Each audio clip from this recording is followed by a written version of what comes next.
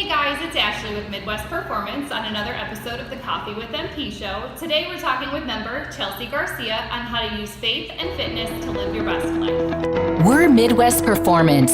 We're on a mission to empower women around the world to take action and work hard to make a physical impact in their lives. In this very saturated fitness industry, there's tons of competition, but the opportunities are incredible. We'll cover the most common challenges in the fitness world and invite guests to the show that have learned to overcome them and share their strategies with you. This is the Coffee with MP show. Hi guys, it's Ashley with Midwest Performance on another episode of the Coffee with MP show. Today we're talking with our member Chelsea Garcia on how to use faith and fitness to live your best life. So Chelsea, I am so excited to interview you today because we have one very special thing in common. Like probably one of the coolest things in common. Do you want to tell them what it is? We both have 3 boys. And I'm pretty sure they're all under 5. Yep. 3 boys under 5, right here, 6 of them. Crazy. So, besides being a mom, though, before we dive into that, I want to know more about you. So I grew up in a really tiny town of 750 people. It's called Brownstown. It's in like South Central Illinois. I grew up on a farm, and I had one sister. I moved to Chicago in 2010 after graduating college. I got my BS in history ed. Not teaching. I actually worked next door at Lipton Brothers, which is where I came to know about MP. I am married to Manny Garcia. And hi, Manny. And like you said, I have 3 little boys under the age of 4, and I adore them. They're like my entire life.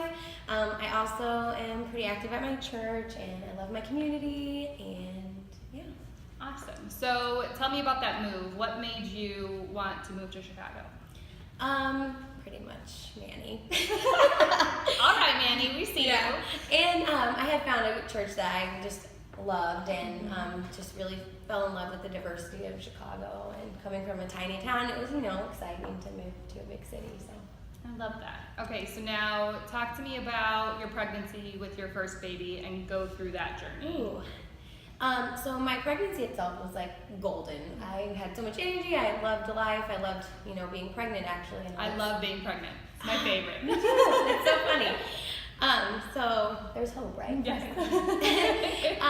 And I, had really long labor. It was like 24 hours. I had already been sent home once.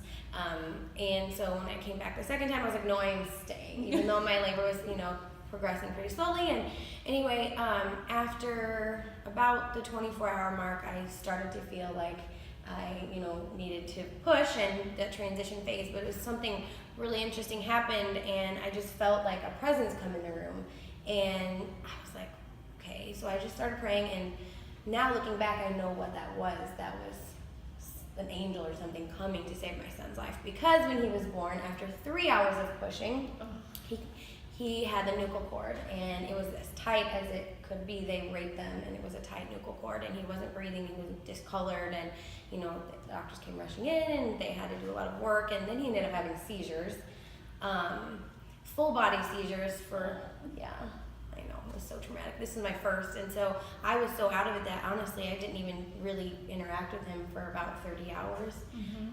And so he got transferred to the hospital, and I went with him, and he is such a miracle. I do not say that lightly. He was on 2 seizure meds. He went home on 1, and they said he'd probably be on them from a year to 3 years. He was off in 6 years. As far as we can tell, he's 4.5. He has no residual effects. Yes, and he's such a gift. He's an amazing kid. Oh. But that is the happy ending, but the space between then and now has been very rough for me. Tell me about that. So postpartum anxiety kicked in majorly. Is that stuff they don't tell you about? Like when you have a baby, like they don't tell you about any of the things that you really want to know about or need to know about. Yes. Yeah. So, I think we hear a lot about depression in postpartum period, but not really about anxiety. So I don't feel as though I was depressed, but I remember the first time taking him to the 6-week appointment, and every single stoplight I would stop and I would lean my chair back, I would unbuckle my seat, and I would make sure that he was breathing every single stoplight. And that was just the first 6 weeks, and he was in the NICU for 4 weeks, so there was that safety net, and when that was removed, everything just broke loose. So that was really trying. And, him having seizures, I had never been around babies, and anytime he would make, that sudden movement, I would think he was having a seizure, and then he was colicky, and so I'd be calling him as I'm crying, like, I think I need to call 911, I think he's having a seizure, and just, it was rough. So then how soon after did you get pregnant with your second son? He was 9 months old. How far apart are they? So they're 18 months. Yeah, my oldest two are 15 months apart. So yeah, Oh. It's like by having a first birthday party and you're just super pregnant with your next baby. Right. Like you buy a Big Brother shirt, but they don't actually have it in a size for something so small because they're not meant to be siblings yet. Right. So you're like, oh, here's your 2T shirt on this little 1-year-old. Yeah, So totally. So walk me into that. Like, how does anxiety play into this? How does having a newborn, especially a newborn that's experiencing seizures, how does that go?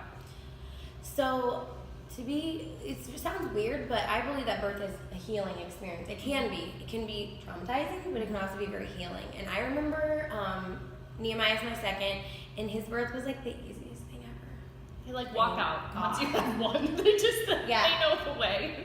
My water broke at 9, and I got to the hospital, and he was out in one push. I literally rolled off of the wheelchair, and he was out. So thank God for that. But I think that was just such a healing birth, to experience such an easy birth. And then I remember just sitting on my husband's chest, and the baby was sitting next to me, and just feeling a peace and not feeling so stressed out and anxious. And it was just really good. So it was the birth that was part of my coming out of the anxiety. And then also, my faith community was very helpful. I remember my pastor telling me, stop listening to the giants in your life, in your head, just trust, and, there was other things. But, so that was a big part. My husband being rock solid and just, loyal, faithful, forgiving, and patient helped a lot, too. Yes, I don't think there's enough words for a spouse that has those qualities. Yeah. So, postpartum anxiety, did that continue after your second? So I think it would creep up a little bit, when they got sick, they would get a cold, and I'd be like, oh my God, they probably have measles, or who knows, so I'd freak out. But I would say, when my second was probably 9 months, and I was getting pregnant with my third, then that's whenever kind of something broke, and I just came out of that. So now I feel like I've done pretty good. And I was getting healthy after my second and third too. I was changing my nutrition. Okay. And I had lost a lot of the baby weight from my second. And with my first, I didn't eat. I was so stressed out, and I was so I think I was definitely undernourished for sure. Between my first and second, and then my second and third, I started taking care of myself more. And I believe that played a factor in it too.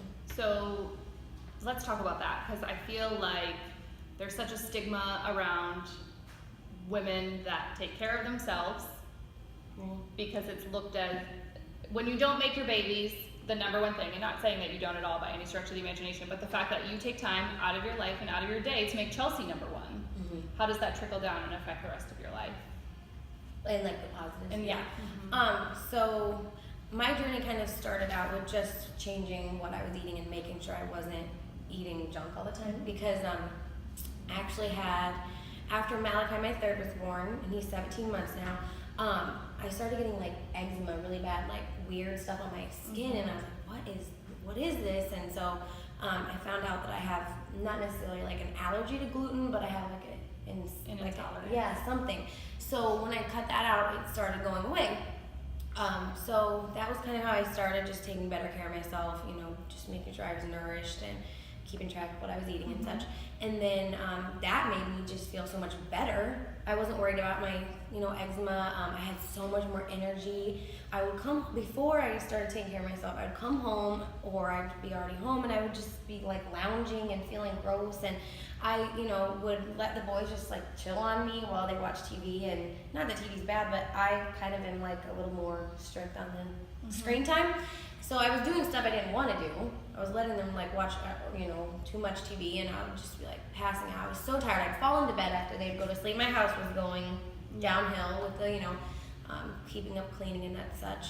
And a lot of it was falling on my husband, because he stays at home with them during the day and works in the evening. So taking care of yourself just nutritionally boosted my energy, helped my marriage because I, was showing up better for my husband, showing up better for my kids, playing with them, having the energy to like go to the park, and like I was initiating stuff now, not just them like begging me to. Yes. And that's like the mom I want to be, and that the mom that I truly am. But because I was just so exhausted. Yeah, I think when I wasn't taking care of myself, I gained 80 pounds with my first pregnancy. And when I wasn't taking care of myself, and then I had these 2 little boys who have all this energy, all they want to do is play and have fun, and I'm just like, I can't. Like, I physically am unable to. Yeah. And so I think just taking that time to focus on you affects everyone. Yep. Everyone. So greatly. Like your husband, you said like you're able to take more off of his plate. So I just think that's invaluable. Yep. And then when you start feeling better, like it affects like, your self-confidence, and that affects your marriage too. Like not to go too deep into detail, you know what I mean? All those things, Yeah. everything. Yep. And then when I started at MP, incorporating the exercise, then I was like, I thought, oh, nutrition's giving me all this energy. Great, I have reached the energy bunny, because I'm pretty energetic. But then I was like, what? Like this is even working out just 3 or 4 times a week gives me so much more energy. And I think the strength, like just being able to like literally lug all 3 of my yeah. children if I need to, I'm Yep. like, oh, this is cool. Yeah. This isn't exhausting. Like it used to be so taxing and something I dreaded, like, oh, I have to carry them all up the stairs Yeah. to go to bed. Like I can't. That's exhausting for me. So yeah. All right, so tell me more about your faith journey too, because I know that's another huge part of Chelsea. Yes. So I was raised in a faith-based home, but kind of just, going through the emotions or whatever. And so when I went to college, I just kind of left all that behind. Like, I don't know, it was just like I don't know what happened, honestly. I think, I can't really pinpoint it. Something happened, and I just kind of let all my convictions, all my faith go out the window. And so I started doing some destructive things. Like I was very codependent on relationships, like had to have a boyfriend, doing stuff I probably wouldn't have done with, whatever.